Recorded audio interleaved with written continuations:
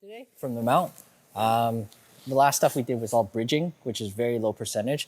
The flip side of that is the elbow escape is probably the highest percentage mount escape you will ever have.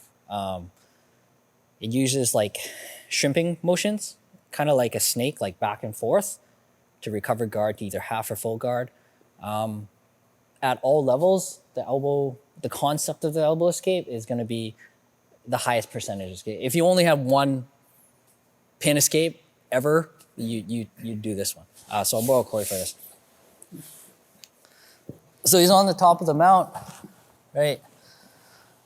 So again, if all his weight is on my hips, I can't do too much, right? So as we learned before, we can bump. But instead of bridging, all we really want to do is knee him in the middle of the butt with our knee. So again, if we bump up with our knee, all the weight goes into the hands and stuff like that, so that the hips are light so we can move the legs, right? So back up.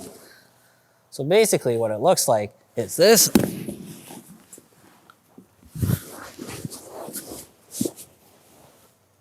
Right? So if we break it down, on the top again, the first thing we want to do is we want to bump him with our knee, right? So if you're going to go this way, bump with this knee. If you're going to go this way, bump with this knee. It doesn't really matter too much. If the guy's really, really heavy, then yeah, you're going to bump and you're going to bridge a little bit. And again, it's just to get his hands, the weight off of his legs, right? Next thing we're going to do is we're going to create a frame at this hip.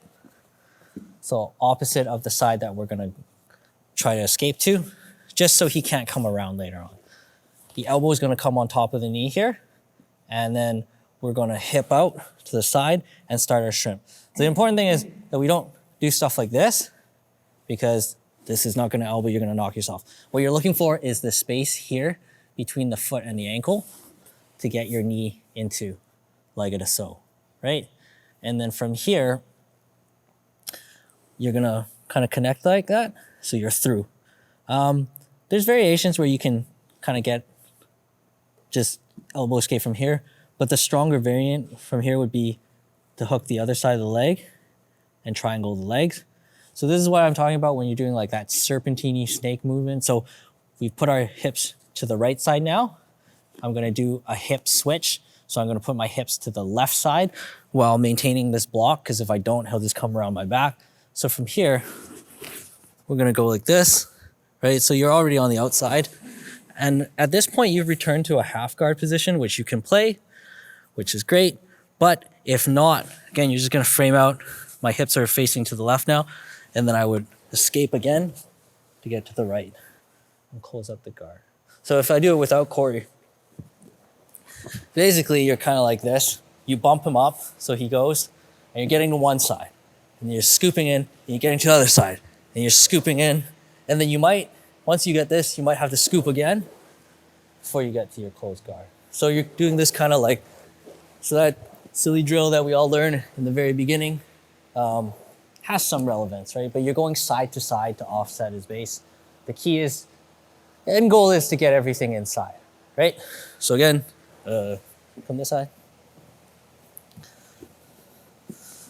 So again, we're gonna bump up. He's there. We're gonna block the hip with this frame. This here. So again, this elbow is knee here, because if I don't and I try to push this up, his knee's just gonna wedge myself up. So from here, wedges up here, right? You can step over, and then my hips are facing to the left. When I do a hip, like a hip switch, it's gonna turn to the right. So I'm kind of in a half guard position now anyway. I can scoot out a little bit if I need to.